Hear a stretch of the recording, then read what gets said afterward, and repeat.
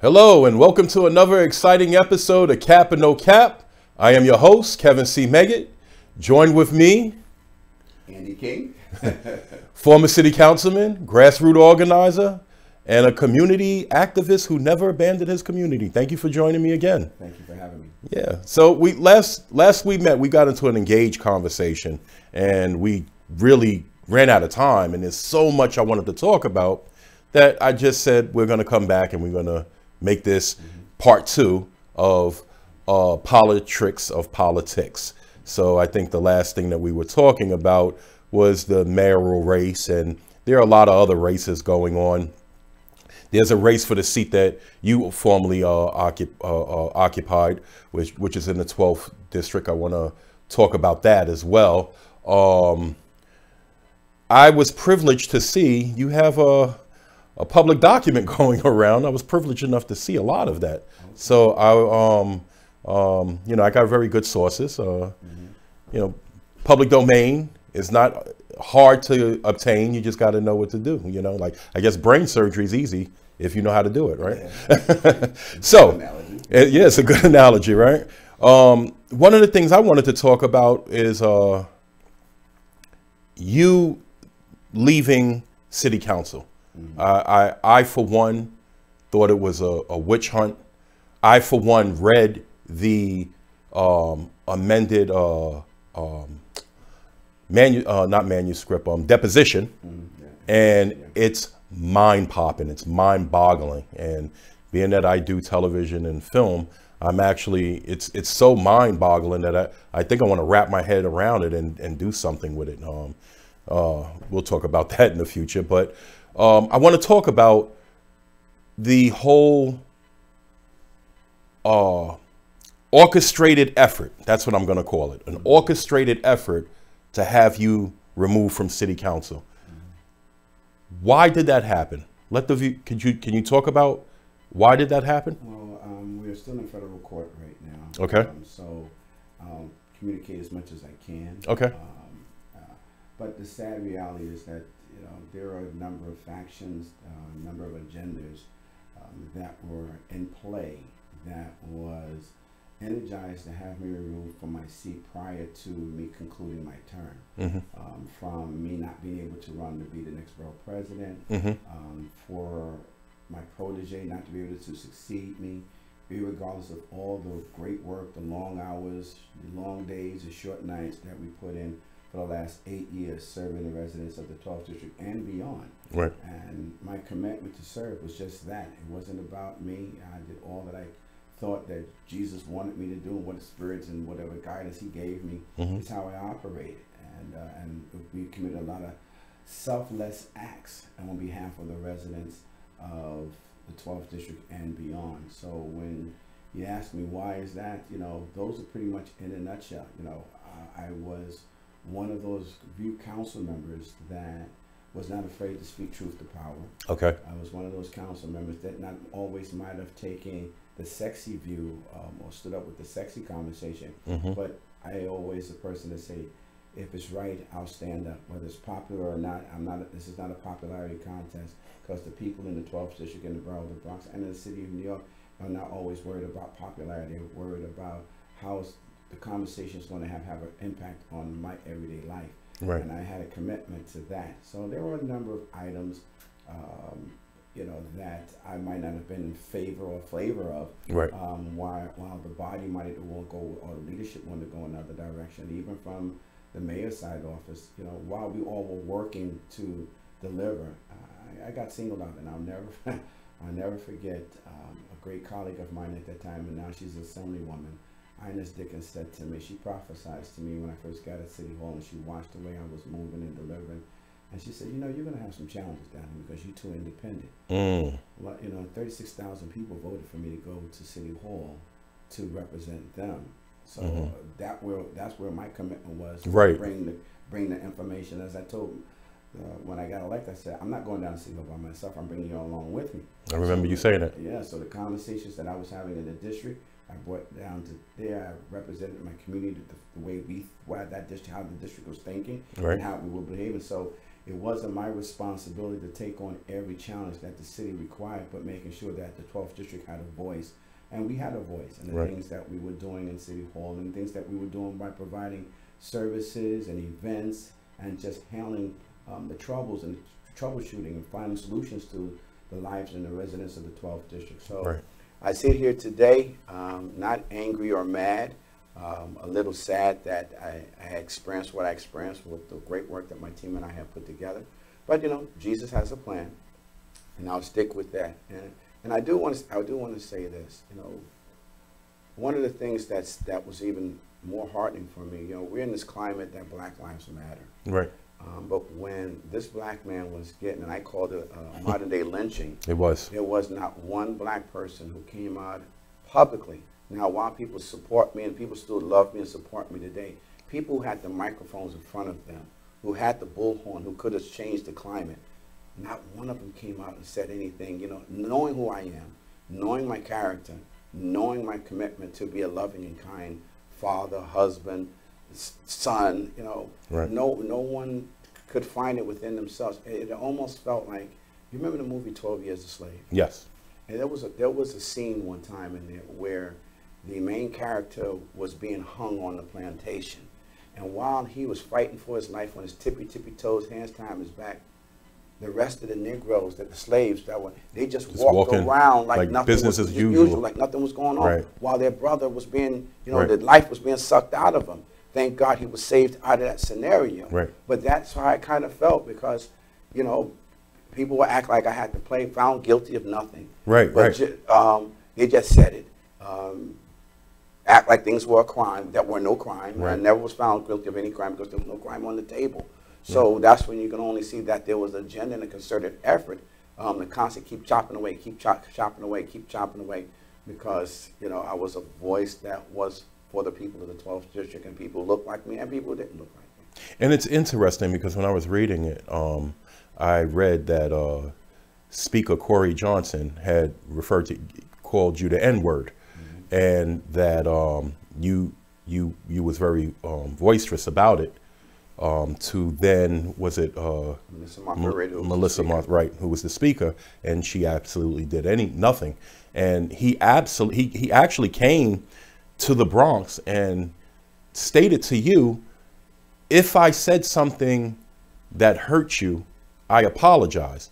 Now, what I find very interesting is that if I didn't do anything wrong, if I didn't do something wrong, guess what? I'm not going to do. I'm not apologizing. So, I mean, guilty people apologize.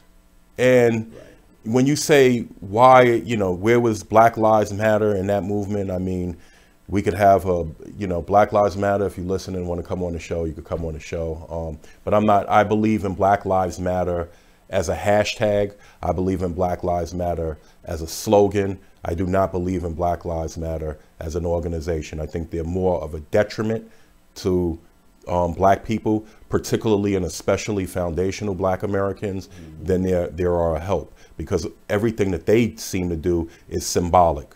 Naming a street Black Lives Matter or Black Lives Matter Way does absolutely zero for our push for freedom, justice, and equality. But that ain't the topic of the show, so we could visit that another day. But it was very interesting what you said in terms and reference of you were found no wrongdoing, because one of the things that I remember is that they made an issue of you was misappropriating funds. I believe it was discretionary funds, correct me if I'm wrong, and you were taking it over to the Virgin Islands. Now, that's a crime. That's not, that goes beyond the city, that goes beyond the state. That's a federal crime, and you've never been charged with a federal crime for that. And what's interesting, some of the people that are in that deposition, like City Councilwoman Vanessa Gibson, actually went to the Virgin Islands, you know, more than one time. So I just see the hypocrisy in this, and you know, I just really hope that I hope that a federal judge could look at this and take it for the merit that it is, It was very convincing and compelling to me as a reader. I was like, wow, your faith must be very strong, because the average man would have folded behind this. They would have pancaked. I wouldn't have wanted to do nothing. I'd have been pulling plugs. I'm not doing nothing in the community. I would have been bitter. And you're just the opposite. So that attributes a lot to your faith. And, you know, I'm glad you have that faith to push and persevere when people are trying to put you down. Let's talk a little bit about this federal lawsuit, as much as you can talk about it. What does that look like? Well, again, don't want to get ahead in front of the judge. Okay. The judge does have the amended complaint, which lays out a number of complaints that we have, that and realities that happen in the city council, what I was managing, what I was dealing with, and with facts, with incidents, with decisions that were made by other federal courts around the country on similar lawsuits. So, and then the city had the opportunity to respond, which they did. Then we responded, and they responded back via the rules of engagement. Okay. And I just find it very disheartening for me. And some people said to me that we read it. You know, we're just sad that if the council really felt that you did all these things, and they can prove it 1,000% because they've been going after you since 2015, then why not go ahead and have your conversation in federal court? You know, instead of always trying to dismiss it. You know, I'm saying I'm ready to sit down, because I never had an opportunity. When they first suspended me, they never spoke to me. They were supposed to speak to me. They canceled one meeting they were supposed to have with me. And then on the second one, they made me and my attorney wait for 2.5 hours, and they never showed with no explanation or anything. Are you serious? But then Councilmember Mateo, who's leading the ethics committee, will put on record that I made a mockery of the case when they were the ones who did not talk to him. So look at it this way. They said that Kevin broke into the house, stole $300, punched the kid in the face, and scratched up my car. But they never had talked to Kevin and say, Kevin, did you actually do any of these things? That's what happened to me. That is a gross, blatant violation of both your First and your 14th Amendment right of the Constitution, because you are entitled to due process, and it seems like you were denied that. Yeah. So at that point, they had set the stage that the rest of the council, no matter, and so after they suspended me with that bogus whole orchestrated scenario, there was no chance I would ever have any fair conversation, because as the Constitution, and even though the Charter says that in order to remove somebody, they have to have a meeting amongst it has to be a hearing, and then a vote. Well, you can't have a hearing with 5 people and then constitute when 51 members have to vote.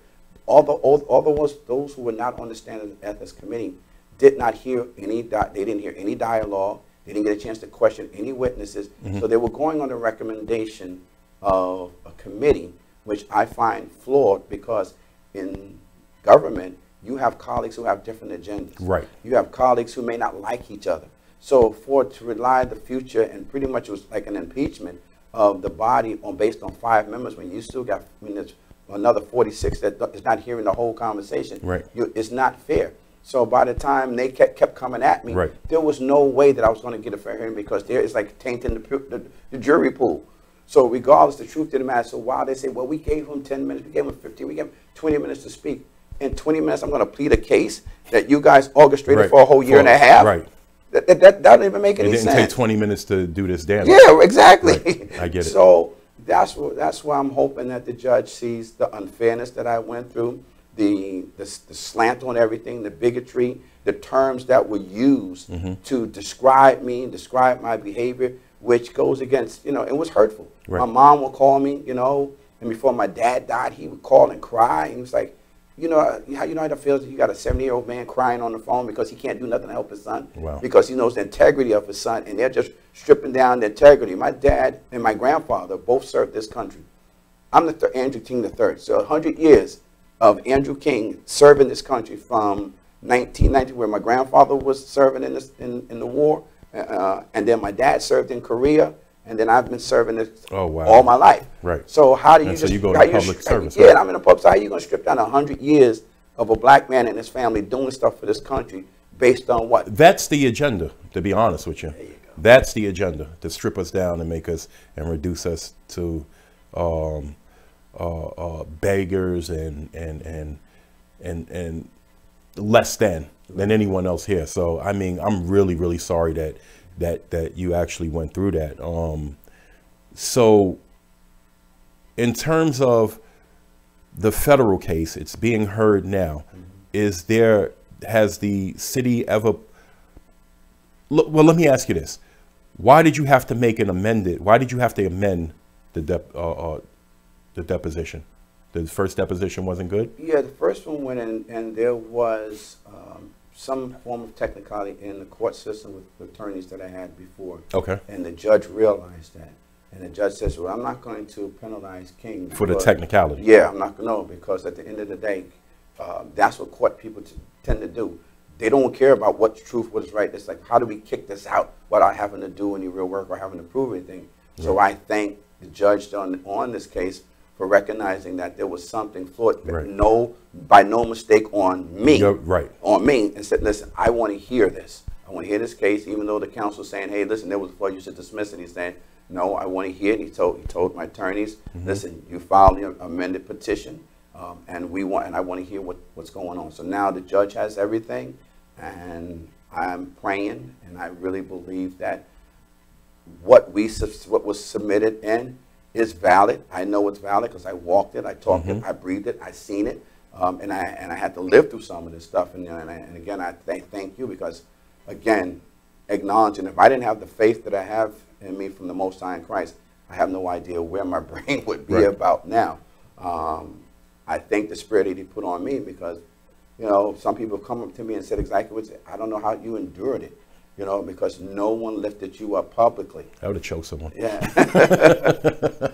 So, honestly. Yeah. So I just thank for my wife and my family, who and my close friends. You know, people. You know, even like yourself would say, "Man, we here for you." You know, I was just a little saddened by some of the people who look like me, and even some of the, you know, who could not figure out how to say, you know what? I've been working with this guy. We're going to go on a break. I'll hold on to that thought. We'll be right back, all right?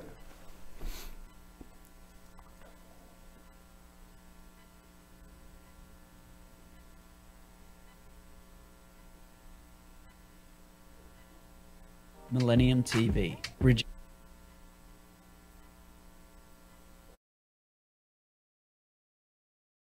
In communities worldwide. We broadcast diverse international content from Europe, Asia, Africa, and now right here in the USA.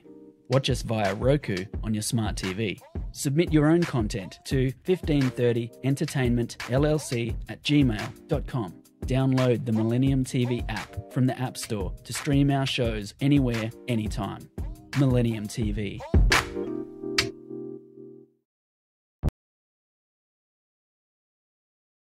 And we're back.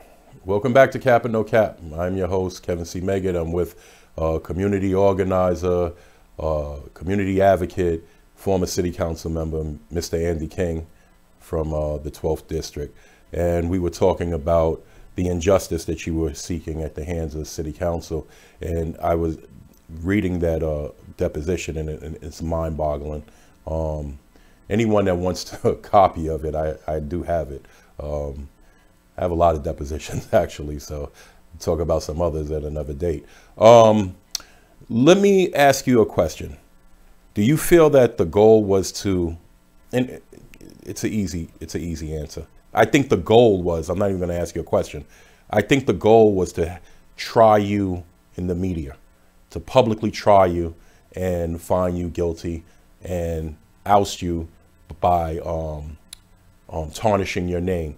And it's very interesting. Again, this amended deposition is actually a matter of public record, which means the Associated Press, the Daily News, the Daily Times, the New York Times, the Daily News, the New York Post, all of these entities, Channel 2 and all of these other entities, all of these big news media conglomerates that went out to destroy you, that had no problem reporting what they said you did.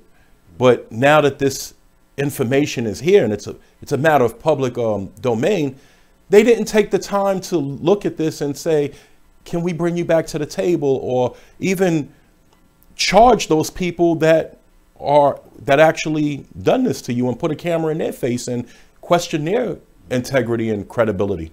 So I, for one, and you know, you don't have to answer anything that you don't feel comfortable with, but I, for one, matter of fact, I won't even ask it as a question. I'll just make it as a statement, so you won't have to answer it.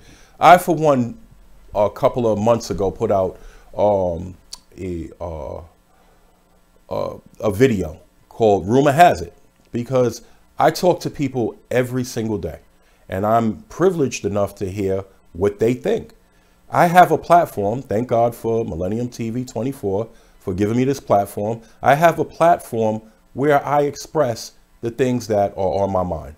And with that said, one of the things that I stated on Rumor Has It, and I believe it's on, if I'm not mistaken, on my social media, is that I believe the only person who could have did this, make this concerted effort, and this isn't me, this is from what people are telling me, so I really want to do the disclaimer. This is not me, this is what I've heard, and I'm just bringing it back to the station, that Carl Hastie had a lot to do with this, because he is the third most powerfulest man in this state of New York, next to the governor. Now, Corey Johnson and himself are very good friends.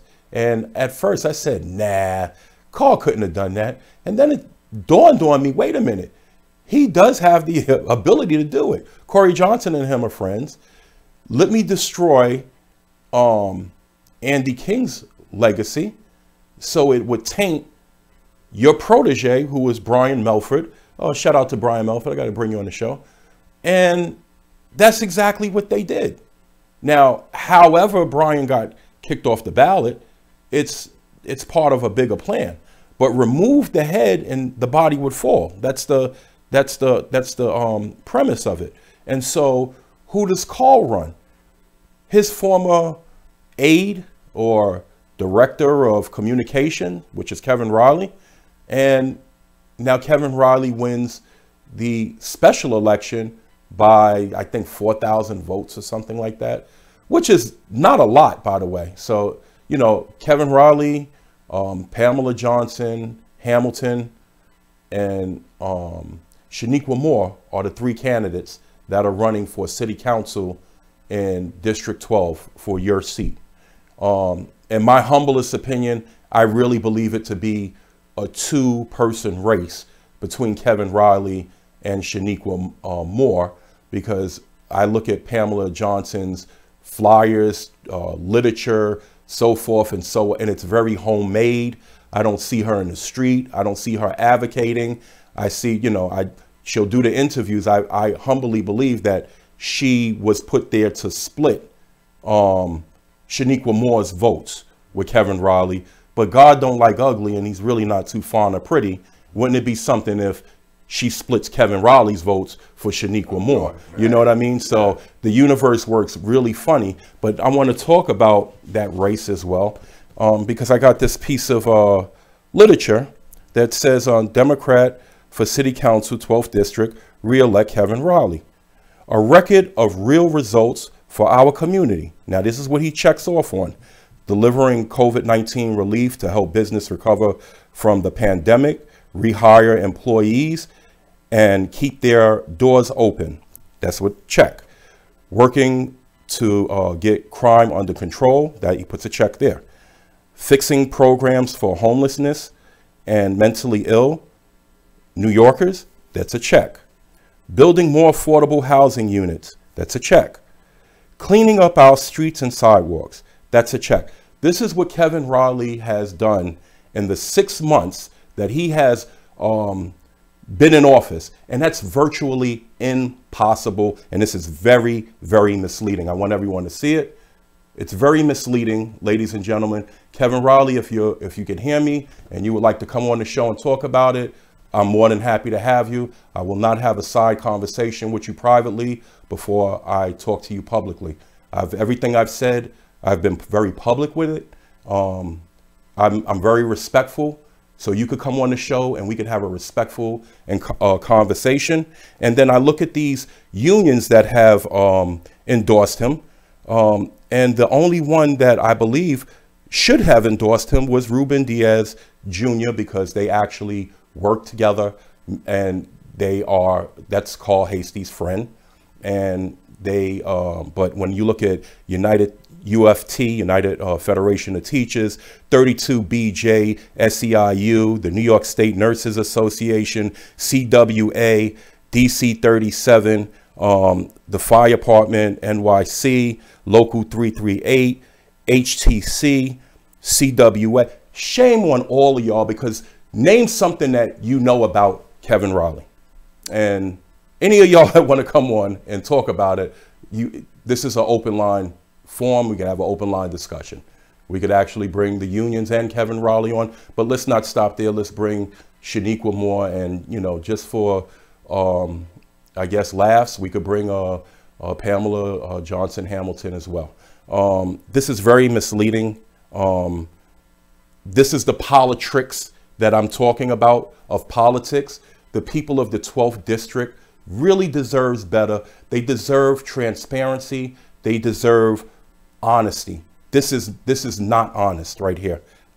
What he seems like he's doing is piggybacking off a lot of the work that you done. Because I seen it with my own two eyes.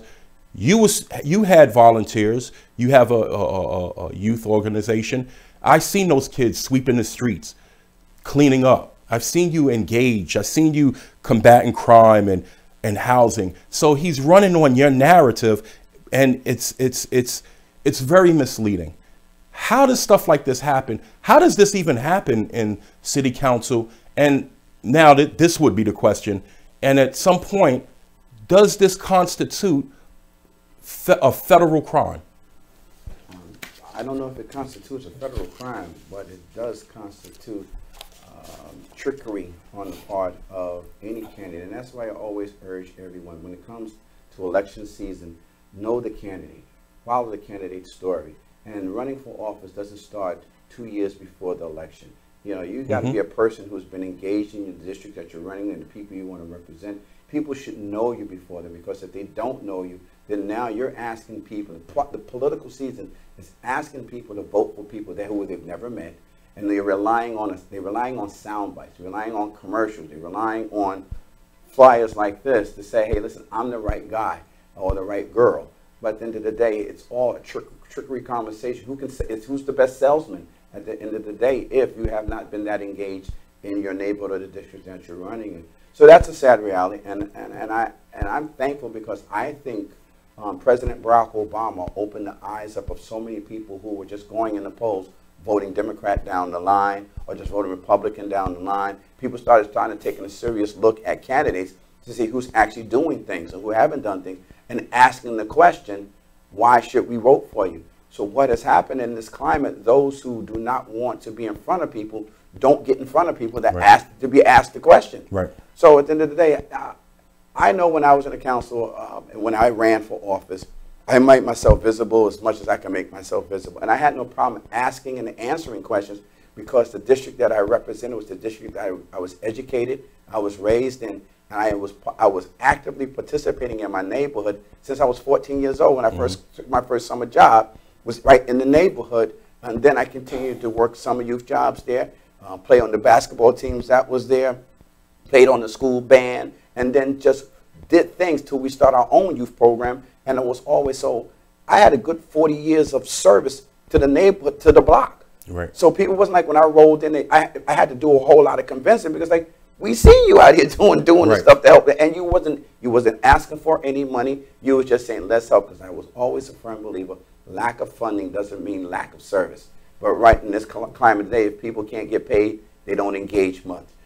So right now, I just ask everyone to be real mindful and careful, because I know the work that we did with NYPD to clean up the 12th district and cut the shutdown crime. Under Rule Stevenson's leadership and command, we had changed the climate up here in the 12th district. The work that I started with Operation Cleaner Streets, where I grabbed volunteers on the 12th of each month, we would take a section of the 12th district and clean it up, to the fact that David Greenfield proposed it as an initiative, an NYC initiative, and we put money behind it. But prior to that happening, I was just going out organizing neighborhoods and just going out and cleaning our community. Wow. Now the Department of Sanitation, everyone's having cleanups now, but that was based out of the honest, the work that we had established in the 12th district. So, you know, when it comes to housing, I worked with NYCHA. I worked with private developers to figure out what do we build. You know, we have something called Sydney houses that we opened up, working with the Stag Group and opened up housing. So we've done a lot of work. There's a lot of stuff left in the queue. So yeah,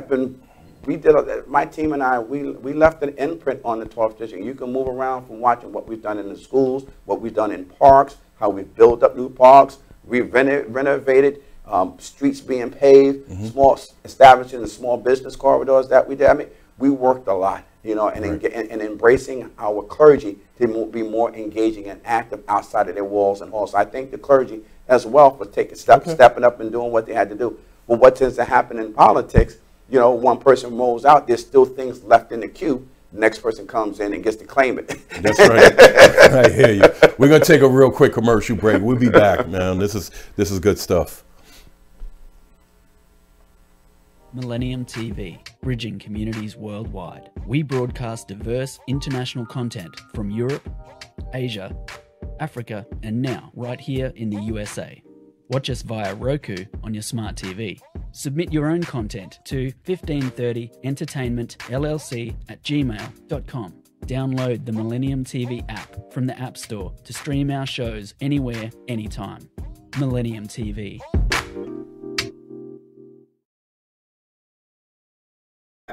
Welcome back to Cap or No Cap. I am your host, Kevin C. Meggett, along with Mr. Andy King. And so, before we took a break, you were telling me about all of the great work that you've done that made it where the council member, Kevin Raleigh, who is now in that seat, is actually piggybacking off of the good work you've done. And again, I would like to invite Kevin Raleigh, Pamela Johnson Hamilton, or Shaniqua Moore to come on the show. We can have an open conversation.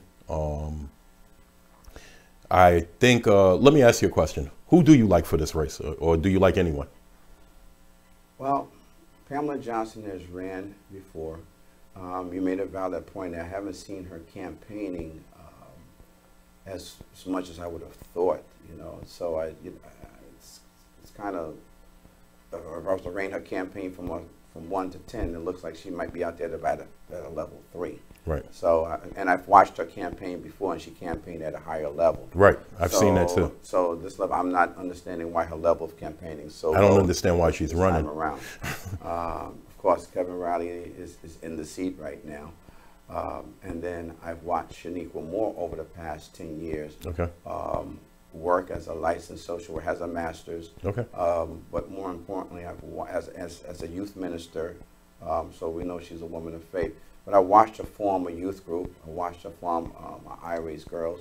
I watched her do things without a paycheck, you know, and it's a difference, you know, and I know because I walked there, you work your day job, and then what other waking hours you have, you're giving it to the neighborhood and the community. Mm-hmm. And I think that's where we should be focusing. And that's a testimony of the individual, right, and how they live and how they serve. You know, a lot of people say, look at me because I've done my job. Well, doing your job and getting paid for a job doesn't mean that you are the best candidate for anything. Right, absolutely. You're running because you did a job. You didn't run because you gave your time in your life. If your job required you to do 4 hours worth of work, mm-hmm, what did you do, say, the next 8 hours? Right. If your job requires you to do 12 hours of work, you did your 12 hours. What did you do the next 4 hours? Correct. So that's where people need to understand, because someone had a job, and whether you had a job in the private sector, public sector, in government office, doesn't necessarily transition you in if you can't have a testimony that you did work beyond your job. And I'm not just talking about a year before an election season or 2 years before. Right. I'm talking about where's the longevity that shows your commitment. The track record. Yeah. Where's your committed track record? Right. If that's not there, you're no different than the person who says, I'm coming out of the private sector and I just want to run. Or you're like the person who moved into a district because the seat is opening up in order to get that job. Right. You know. Right. I mean, I don't got a definitive answer, but I kind of see exactly what you're saying, and I'm very disappointed. I had the opportunity of interviewing 2 of the 3 candidates during the special election, and believe it or not, Pamela Johnson Hamilton really did have a real good plan for the district. Mm-hmm. But Shaniqua Moore has an outstanding plan for the district.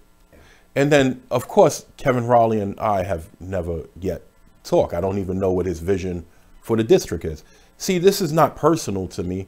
It's the business of the district. I'm a lifelong resident of District 12, and I just see the district being pulled down.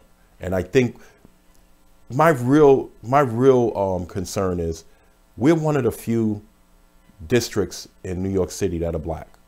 We're it's still predominantly a black district, you know, and it's mixed with foundational black Americans and Caribbeans. And of course you have Latinos and other groups as well, but primarily we're a black district. And I think the problem is, you know, according to one of my master teachers, which is Dr. Claude Anderson, when in this country, we live in a country of representation. Majority rules, right? Minority, that's why I don't like to be reduced to a minority. Right. You have no power as a minority. Right. So if we're the majority, if the majority of our district is black, right? We need to start moving like a majority. Here we are, black district, still moving like a minority, running downtown asking white folk what's good for us. We got to get out of the habit of trying to solve the problem with the problem. We run to the problem for the solution of the problem. So I was very impressed with Shaniqua Moore's conversation. She has a very, very brilliant mind for the district. Mm-hmm. I was very impressed when I spoke to Pamela at the special election. Right. She had a very brilliant vision for the district. Maybe Kevin Raleigh does have a brilliant outlook for the district. I just don't know it. You know, so I would love to invite you on. Please don't wait until after the election. If you win and say, oh, I'll come on, I'm probably not going to really be interested at that point. This is the time. It's now, really now or never. And I'm sure you know how to get in touch with me. But the district itself is suffering. And because I believe gentrification is part of a plan. And this is why I don't really care for like the social democrats, because they hide. Most social democrats get their money and they never talk out against gentrifiers. Now don't get me wrong, I'm all for urban renewal. I want to live better, but at what expense? Is the expense of this urban renewal Negro removal? If that's the case, I don't want it. Right. And so Shaniqua Moore and myself, we stood out and we spoke about the privatization of NYCHA, which I want to talk about later down the line. I want to do a whole show about that because NYCHA is going around. Well, it's very intricate because the federal government, the state, and the city have all been complicit in ignoring a piece of property that they built. And so they're the biggest slumlords. And their answer is, well, we're going to make it private. We're going to privatize it so you could manage the rent and y'all could fix it up and get these repairs and and we're going to give them a 99-year lease. Yeah. My issue is what happens after that 99? What happens on the 100th year? And even when I tell people that are in the projects, and most of them have this attitude like, well, I'll be gone. I don't care. I'll be gone. Mm-hmm. My pushback is the problem that produced it will still be here. That won't be gone. So we got to get, we were just talking about selfless service. We got to get out we got to start having selfless thinking. Right, right. So You know what I mean? We got to start, we have a very selfish train of thought. We got to come out of that because we act like poverty in America does not exist anymore. And it's probably even more rampant than it's ever been, ladies and gentlemen. And everyone from President Biden all the way down to City Councilman elect Kevin Raleigh, they don't talk about the poor person. They talk about the middle class. We talk about getting the middle class to a certain plateau, but there's nothing in place to bring the poor person up higher. And so that's always been one of my biggest concerns. When you were city councilman, you've done certain things, like you would have this thing called Fun in the Sun. You would create certain events that would bring vendors. So you saw the economic possibility in the residents of our district. I wanted to do something because we're sharply approaching Juneteenth, and my argument is, you're a foundational Black American just like myself. My argument is, people that don't understand what Juneteenth is make symbolic gestures out of it. Right. We're going to have a concert. We're going to do this. We're going to do that. We're going to have a music extravaganza. If you're really interested in symbolism, do something economic for the people. We can't have symbolic gestures. It does zero for us. So slavery was 100% economic issue. It wasn't a political issue. Wasn't a gospel issue. It was a social. It was an economic issue. And whatever got us, that's how we got into this mess. And so anyone with a 4th grade education know the only way we're going to come out of it is through economics, which I'm getting ready to. I'm sorry it's so long-winded, but I'm trying to make I get long-winded sometimes when I'm trying to make a point. What I'm trying to push in city council right now is a tax credit or a tax exemption for foundational Black Americans. So we could talk about Juneteenth while we're in the spirit of Juneteenth. Has nothing to do with music. It has everything to do with finances. What is the probability getting foundational Black Americans in New York City? We don't get city tax credits. You don't get on your taxes, you don't get a city check back. You get a state. So there's no benefit in it. And a lot of people don't realize that foundational Black Americans built New York City also. Right. The first thing that we built was this place called the Wall in the 1600s with the Dutch. When this was not New York, it was New Amsterdam. Right. See, things were always named new after something old. New Amsterdam was named after Old Amsterdam. New York was named after Old York. You know what I mean? Yeah. So we built this place called the Wall that we couldn't live in, only to live outside of the Wall, which is now known today as Wall Street. Yeah. You know what I mean? They would line up these chambers and hold slaves where they would sell on Wall Street. You know, and you would have cattle and sheep, and you know, we were chattel. And so when you look at stocks and bonds, most people don't realize what you're looking at, livestock and bondage. What is the problem? I know city council don't know what I'm saying. And anyone that is either in city council or get elected or running, I ask you humbly to pay attention to a little bit of what I'm saying, because I'm going to be knocking on your door with this. What is the probability, and if you were still city council member, would you be in front or behind such a resolution or a bill? A resolution and a bill, I would definitely be spearheading, and I would be using every breath to organize members, to be a part of something that would be historic, but that's well overdue. You mentioned the contributions to the Foundation of Black to this country, and because of the Foundation of Black strength, they've been knocked down via rules, lack of opportunities and options. And yeah, there are a few who, quote unquote, made it on the other side of the wall, who are wealthy and who are super rich. but you got the everyday Black American New Yorker, Black New Yorker, who's trying to figure out how to make ends meet. So a bill like this definitely talks to, Biden wants to talk about reparations. You know, you want to have studies for this and that. You know, we know what America has done to the blacks in this country. And this is not to negate any other person, but we got to be real clear. The black in America has gone through something that no other person has gone through on this globe, still going through it today. So it's not about talking about anybody else's issues, because if America decides we can fix this problem, and maybe it'll never ever be fixed in our watch, but us pulling ourselves out of America to say we deserve better, we are better, we're going to do our own and build ourselves that way.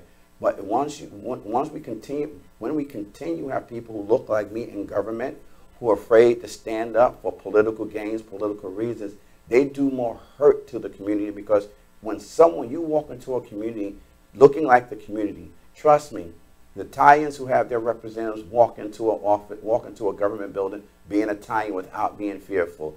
Jewish will walk in and be into a government building, elected field, being Jewish, not being fearful. Hey, a Chinese Asian will walk down and be not fearful who will. But us blacks, we're always trying to figure out, what decision do I make? Before I make that decision, I have to analyze it 3 or 4 times, because being black in America, we've been beat down for hundreds of years about how bad it is to be black in America. So, yeah, I understand why some people who look like me, who are elected officials, will only go so far to the river. They'll never get in the river to see if they can pull anybody else to swim, or either go upstream and stop the drowning from all the river water that's flowing in the river, because we have been conditioned as such. So a bill like this one will require us to go in there, and it's a safe thing to do, but it requires some time and energy. And sometimes, if it's not sexy enough, blacks will run away from it. The 3/5 clause resolution, I took me years to get past, but then as the work continued to do to keep moving it, black elected officials didn't even want to touch it. Right. Right. It's crazy. Yeah. You know, and it seems like when we get into these real engaged conversations, time goes by. We're going to do it one more time. Maybe we'll do it Friday. If not, we'll do it maybe next week. But I wanted to, one of the things I wanted to absolutely touch on, a lot of what you've gone through also. I can't think of his first name, but Deutsch has Chaim Deutsch has gone through the same thing. Him and Councilmember Rubin. And Councilmember Rubin, and he actually, did he actually retire?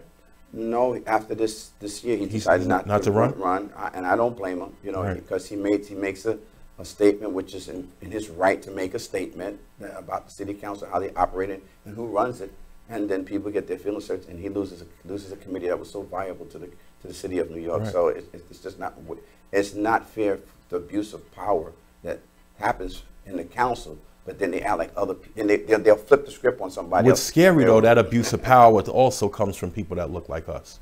Yeah. That is not necessarily of us. Well, yeah, true. It comes from us. The people who actually have the power, who can make decisions, control the people who look like us, right, to move in that direction. Right. You know, because and they actually control the people that don't. Yeah. But we're gonna do this one more time. You know, I always thank you for always coming down. You know, you're my brother. I appreciate it. But I'm gonna close out. I'm gonna close out, and you know, check us out on M24 News. We are available on Apple, Roku, Apple TV, Amazon. Also on your Androids and your iPhones, and all smart TVs.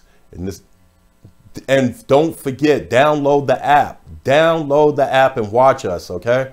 This is Kevin C. Megett, Cap or No Cap, and I'm with my special guest, Mr. Andy King. We'll see you soon. Have a great one.